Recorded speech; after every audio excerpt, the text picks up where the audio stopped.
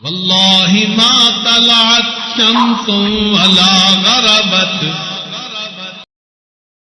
ہم اگر اپنے دین پر عمل کرنا چاہیں ہمیں کوئی نہیں روکتا، کوئی نہیں کہتا تم نے داڑھی کیوں رکھی، کوئی نہیں کہتا تم نے ٹوپی کیوں سر پہ رکھی، تم نے پگڑی کیوں باندھی، تم نے لمبا کرتا کیوں پہنا ہوا ہے. یہ ہمارا ملک ہے، ہم دین کے مطابق اگر رہیں گے تو ہمارے لیے یہاں پر آسانی ہے.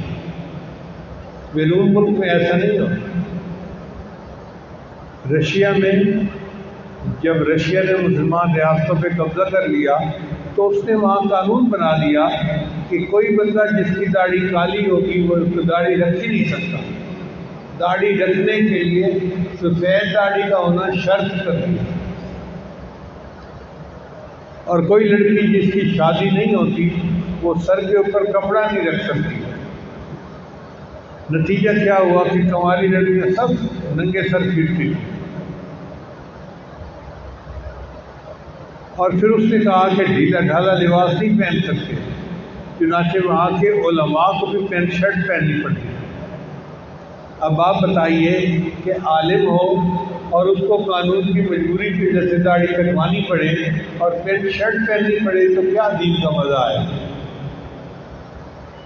پھر وہاں پر آزادی یہ بھی نہیں تھی کہ مسجد میں علماء اپنی مرضی سے درس دے سکیں. ان کو لکھا ہوا خطبہ ملتا تھا، اس سے ذرا آگے پیچھے کوئی ایک لفظ بولا تو ان کو نوکری سے نکال دیا جاتا. ہمارے اس ملک میں اللہ کی کتنی بڑی نعمت ہے، ہم اپنی مرضی کا عنوان لیتے ہیں اور اس کے اوپر اپنی جماعت کو، لوگوں کو اس کے بارے میں تفصیل بتاتے ہیں، کوئی پابندی نہیں ہے. پھر وہاں پر مساجد پہ پابندی لگا دی گئی. چنانچہ میں سن پیٹر برگ ایک شہر ہے رشیا کا، وہاں گیا تو مسجد کے ساتھ والے گھر میں مجھے رہائش دی گئی اور اس کے ساتھ امام صاحب کا گھر تھا. امام صاحب مسجد کو صرف 2 وقت کھولتے تھے، ظہر کے وقت اور عصر کے وقت، اس کے بعد بند کر کے گھر چلے جاتے تھے. میں انہیں کہتا تھا امام صاحب آپ عالم ہیں اور آپ اپنے احوال سے نیک بھی نظر آتے ہیں، تو باقی نمازوں کے لیے آپ کیوں نہیں آتے؟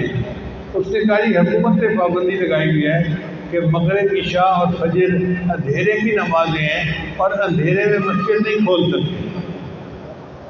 اب بتائیے کہ وہاں لوگ کیا دین کے مطابق رہیں گے جہاں 3 نمازیں پڑھنے کے لیے مسجد کھولنے کا حکم ہی نہیں ہے.